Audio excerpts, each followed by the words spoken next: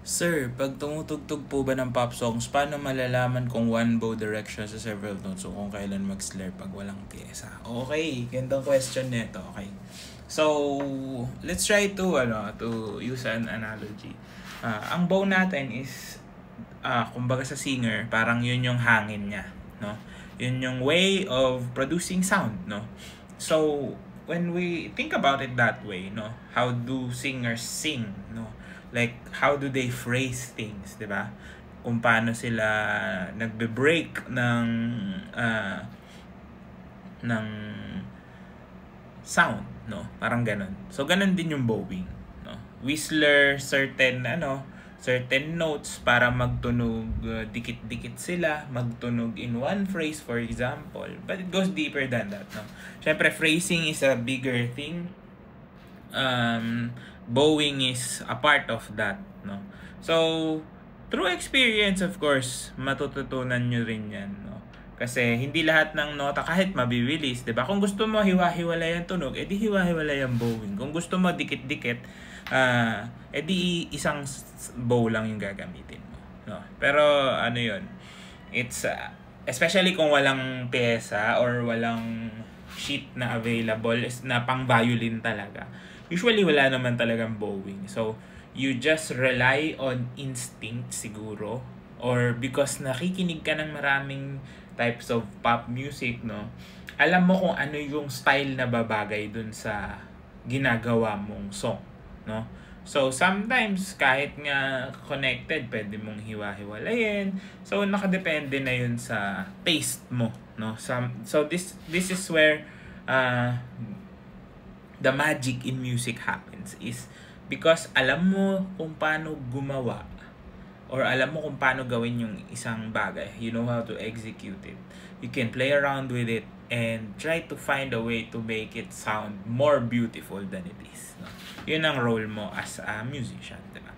So, bowing, malalaman mo yan kasi, let's say for example, nakakita ka na agad or narinig mo na tunog maganda siya na hiwa-hiwalay. So, hiwa-hiwalayin mo talaga. Gusto mo makanto yung tugtog, for example. Or kung gusto mong smooth lang yung transition niya, edi pagdidikit-dikitin mo. Now, hindi din lang naman tayo magre-rely sa bowing sa pagdikit at paghiwalay. Minsan, pwede rin namang mag-bow ng dalawang up bow.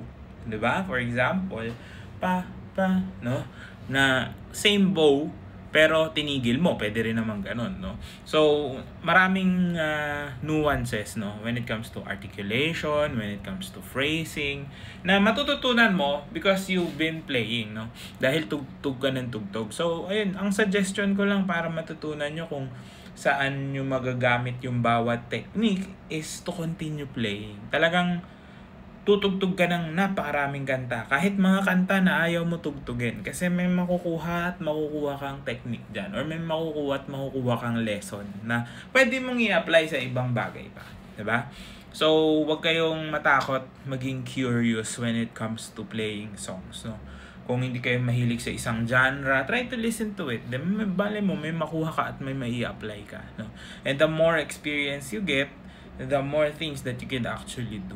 No, when it comes to bowing, yan. Kasi ito pa isa, no, when it comes to direction naman ng bowing, no, whether up or down, ano ba yung gagamitin? Syempre may strengths and weakness din yung bawat stroke, no. So kung gusto mo ng mas powerful stroke from the beginning, tapos pales sa end, you do a down bow. Pag gusto mo naman pa build up yung stroke mo, you do an up bow.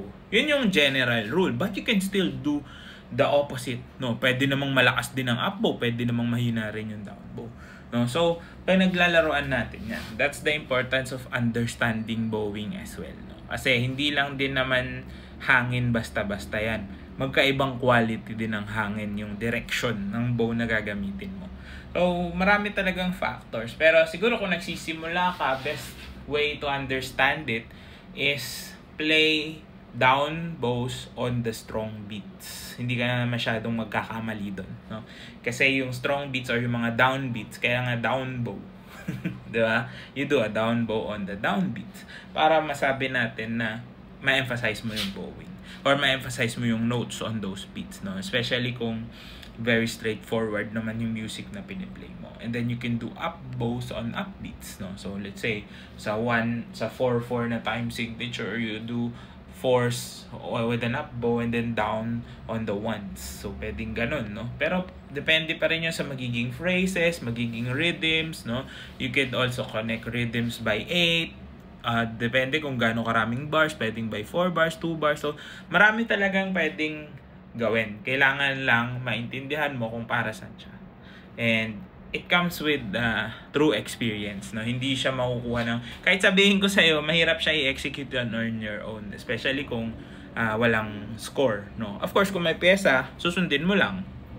Pero most of the time, even pop music na written, like for example, lead sheet, wala namang bowing yan kasi bowing is specifically for string instruments. So minsan mahirap maghanap ng for violin talaga ng mga pyesa, diba?